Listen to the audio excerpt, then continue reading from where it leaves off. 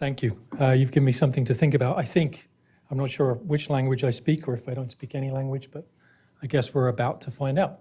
So my name is Andy Singleton. I run the lab of Neurogenetics at NIH. We're part of the National Institute on Aging.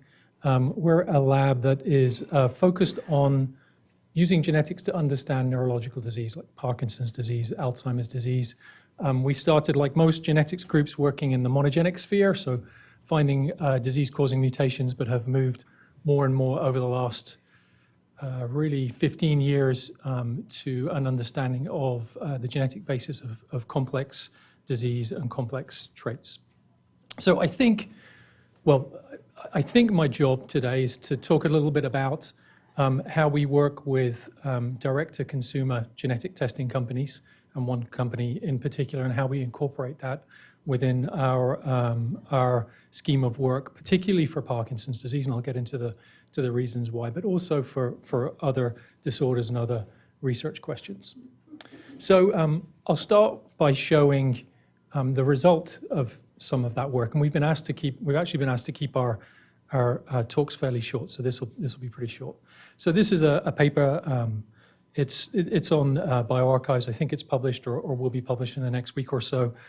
You've seen lots of papers like this.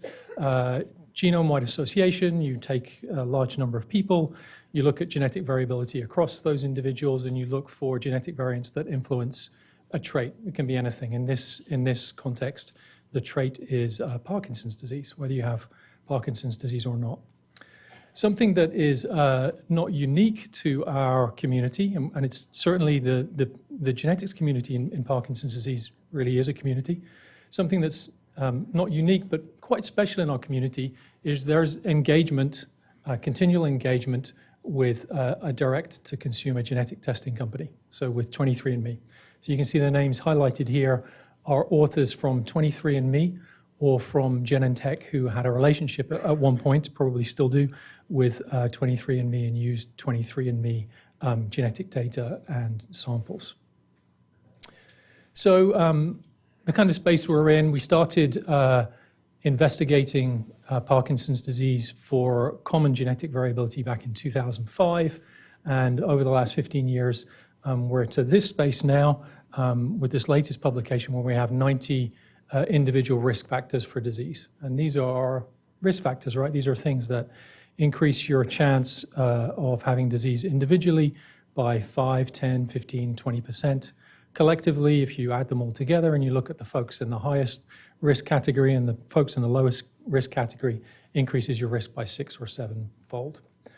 What's interesting about this kind of scale of data is you need very large sample series. So we work with, of course, cohorts that we collect, which are disease cohorts.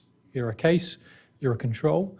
We work with population scale cohorts like the UK Biobank. You take 500,000 individuals, you genotype them, you grab out the folks that have a diagnosis of PD or who have a first-degree relative with PD. But we also work with direct-to-consumer genetic testing companies, in this instance, 23andMe. So how much of an impact has that had? So if you look at the history of discovery in Parkinson's disease, these are so year along the x-axis and then number of individual genetic risk variants identified on the y-axis. You can see that we kind of have this nice increase. As time goes on, we genotype more cases, we are more and more successful. Around 2011, we started to engage with 23andMe to ascertain Parkinson's disease patients from their collection. And you can see as we've moved on to 2019, we have 37,000 patients in our study, another 20,000 or so proxy patients, 1.4 million controls. And actually the number of individuals that come from a direct-to-consumer genetic testing company within this cohort is fairly large, 13,000 patients and almost 1 million controls. So while 23andMe aren't necessarily driving our discovery, they're making a really substantial contribution to our discovery. They're making almost 1/3 of our cases and a very large number of controls, almost 70% of our controls. So really contributing a great deal to discovery. You can kind of wind this backwards. If we didn't have those cases, we'd probably have 30 or 40 less loci than we have now. So our experience is somewhat unusual. And I think it's somewhat unusual because of the company's interest in Parkinson's disease. So much of the focused genotyping in Parkinson's disease that's done by 23andMe is done because the founder has a particular interest in Parkinson's disease. The founder was married to Sergey Brin, the founder of Google, who carries a mutation that gives him a very high likelihood of getting Parkinson's disease. So they wanted to fund research in Parkinson's disease and really focused on making genotyping available or cheap for consumers. So this is a very kind of focused and driven collection of a particular patient pool. Our collaboration with 23andMe has therefore been driven by our interest, but also by their particular interest. And it's gone beyond the type of work that I've already shown, which is looking for genetic association with whether you have disease or not, to looking at other things like examining whether Parkinson's disease is related with other traits. So do the folks that you have collected who have PD, do they report other traits or other particular lifestyle choices that may be associated with PD? Can we find a genetic link between Parkinson's disease and other traits? Can we look at the genetic basis of disease variability in these people? There is longitudinal data in these individuals. Can we break things down even more and look in the genetic basis of disease in men versus women? So we've done a whole series of work with 23andMe. So I wanted to talk a little bit about the strengths and the challenges of that of this type of collaboration. So the first thing that usually you get asked when you work with a direct-to-consumer genetic testing company and you're trying to publish work is, how good is the data?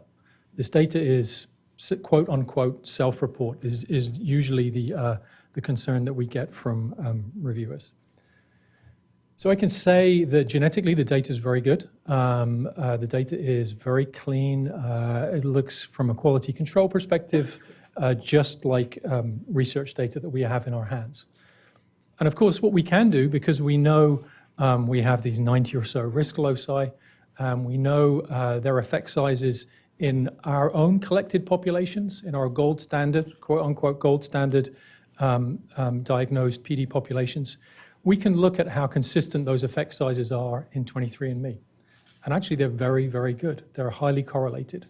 So in this instance, for 23andMe, a diagnosis of Parkinson's disease is a self-report of a diagnosis by a neurologist. So it's not a self-report of disease, it's self-report of diagnosis of disease.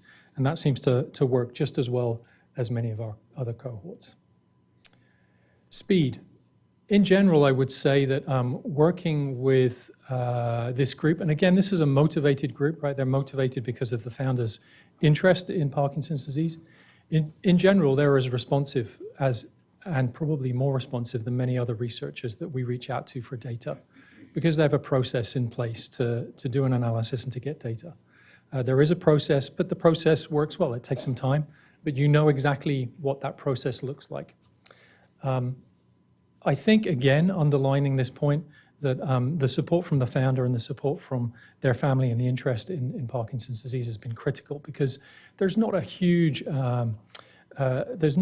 reason for these groups necessarily to contribute data to a particular research study unless there's either a social or economic drive to do so.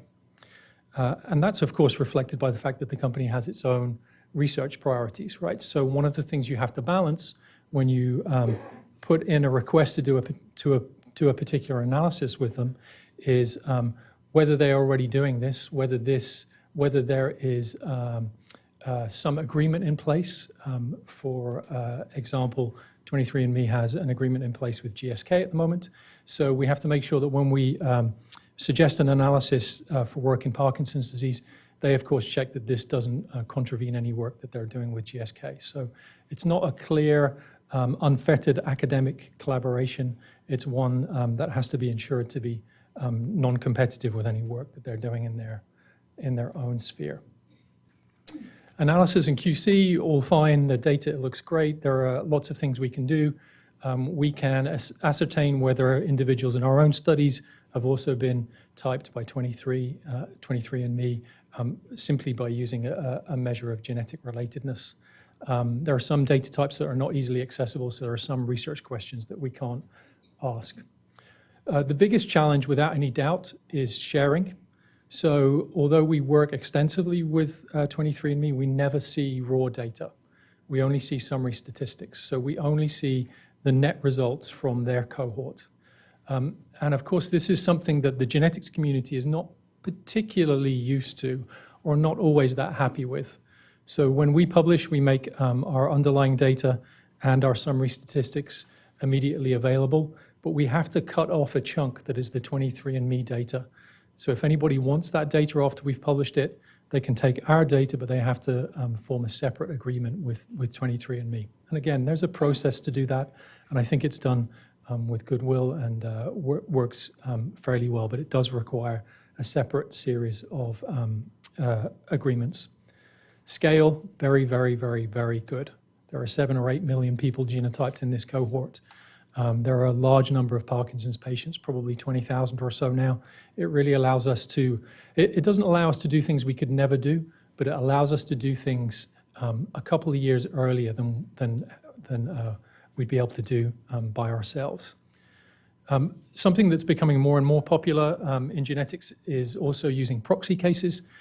So this is where you take an individual who has a first-degree relative with the disease of interest. So we also use proxy cases and use them as essentially half a genetic case for whatever trait it is we're looking at. I wanted to talk about a couple of other ways in which this type of data are being used in research, because I think they're kind of interesting. One is a collaboration between the Michael J. Fox Foundation for Parkinson's Research and 23andMe. And how this works is that Parkinson's patients sign up to a program called Fox Insight and put in tons of information about themselves. They can upload their electronic medical records. They can upload diaries on what they're doing every day. And they can then also transfer their data from 23andMe to this research portal. So the patient's data belongs to them. They move it into this research portal, and it's then available for researchers to use. So I think this is kind of a neat research idea, and one that I'm surprised hasn't been used more and more. Lastly, I wanted to talk very, very briefly, because I don't know a lot about this other approach, which again, I'm actually surprised hasn't been used more. And this is around using your data, if you're a participant in 23andMe or Ancestry or whichever of the series, about viewing your data as a commodity. So this is a program called Luna DNA, where you contribute your data that you have had genotyped on yourself, you contribute your own healthcare information, and you get ownership of the company. And then the company sells your data to researchers or to pharmaceutical companies. I kind of think this is an interesting, I don't know if this will work, I don't know how long this will go, but I think it's an interesting concept in terms of thinking about ownership of data and patients or individuals taking control and making use of their own genetic data. So hopefully that will give us something to talk about, and I'll end there.